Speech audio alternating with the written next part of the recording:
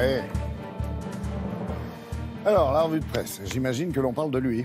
Oui, c'est un peu comme si tous les éditorialistes de France s'étaient passé le mot. Alors, allô, tu fais quoi demain ? Moi, je fais la garde à vue de Sarko. Moi aussi, voilà, raccroche. Bon. Alors, on sait tous que derrière cette garde à vue, il y a le financement occulte, supposé ou réel, de la campagne de 2007 par feu le colonel Kadhafi, ce qui inspire à Willem, le dessinateur de Libération, ceci.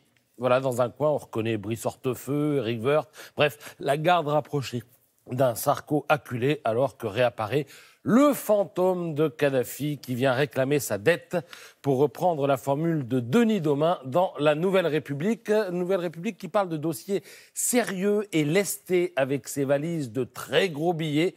Jusqu'ici, le feuilleton Bettencourt et la baudruche un peu dégonflée de Big Malion tenaient du vaudeville, écrit l'éditorialiste. Alors, ce qui est frappant, c'est que personne ne nie qu'il y ait une affaire. Après, il y a le choix des mots et surtout la place qu'on accorde à l'événement. L'une et l'autre sont révélatrices, évidemment, des préférences politiques de tel ou tel journal. Prenez Libération, le journal de gauche. Prenez Le Figaro, le journal de droite. Et mettez-les côte à côte.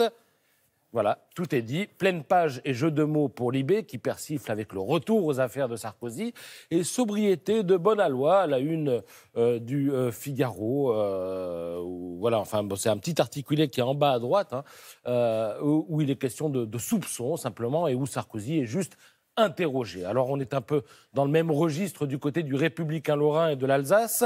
Xavier Brouet estime que la justice présente à Sarkozy une ardoise pour solde de tout compte, et Laurent Baudin écrit que tout cela est humiliant et ne préjuge en rien de la culpabilité de l'ex-président.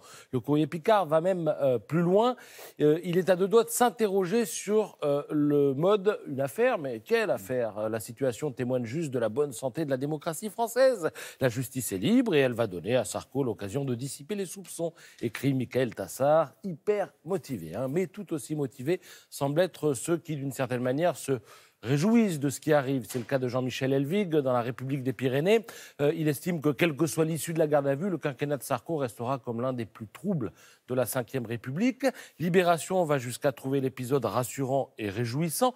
Ce sont les termes employés par Paul Quignot, qui tempère quand même dans la foulée. Il dit: ce n'est pas de voir l'ancien président gardé à vue qui est réjouissant, mais de constater que la police et la justice ont continué à travailler à leur rythme en toute indépendance. Et la charge la plus tonique, elle vient peut-être de Sud-Ouest. Alors je vous lis un passage de l'édito. Derrière l'ombre du financement surgit un soupçon bien plus grave. Pourquoi, brusquement, la France de Nicolas Sarkozy, en 2011, décida de prendre la tête d'une intervention internationale et outrepassa sa mission initiale jusqu'à l'élimination du leader libyen? C'est ce spectre-là terrible qui ressurgit derrière cette garde à vue signée Yves Arté. Alors pourquoi la guerre ? En attendant une réponse, on a le droit de sourire de tout cela. Et pour ce faire, je vous renvoie à l'incontournable Lefred Touron dans Le Canard enchaîné. Regardez, Sarko en garde à vue. Il est assis, il croise les jambes. Vous savez combien les gens me paient désormais pour m'écouter parler ? Dit-il au magistrat. Voilà, on saura, dit-il à ceux qui l'interrogent, on saura sans doute bientôt s'il a été dérangé pour rien ou pas. Voilà, 11 ans après quand même. Merci, oui. Merci Patrice.